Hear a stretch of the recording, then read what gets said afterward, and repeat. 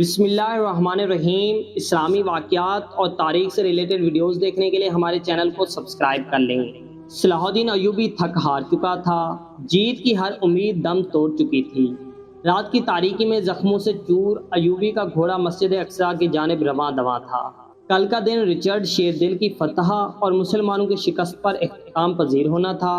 ابھی بیت المقدس کی فتح کو عرصہ ہی کتنا ہوا تھا کہ رچرڈ کی قیادت میں پورا یورپ امڑ آیا، جس سے غداروں میں گھرے ایوبی نے انتہائی کم فوج کے ساتھ مقابلہ کیا۔ مہینوں جنگ جاری رہی مگر لاکھوں کا مقابلہ ہزاروں سے تھا۔ آخر کب تک ایوبی فوج کھڑی رہتی؟ آخرکار اعصاب جواب دینے لگے تھے اور فیصلہ کا دن آ پہنچا تھا۔ لیکن ایوبی مسجد اقصی کی طرف روانہ ہوا۔ وہ رات اس نے سجدوں میں گزاری، آنسو سے اس کی داڑھی ساری رات تر رہی۔ ادھر ایوبی کی سسکیاں تھیں لیکن قبولیت کی گھڑی تھی۔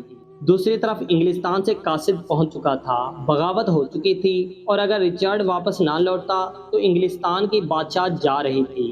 رچرڈ نے سورج طلوع ہوتے ہی قاصد ایوبی کے پاس بھیجا اور صلح کی درخواست کی۔ 3 سالہ معاہدہ کیا کہ میں پھر واپس آؤں گا، لیکن پھر کبھی واپس نہ آیا۔ بعض اوقات سب کچھ خلاف ہوتا ہے، کوئی چانس نظر نہیں آتا مگر اللہ کی مدد آپ پہنچتی ہے۔ بے شک اللہ بہترین مدد کرنے والا ہے۔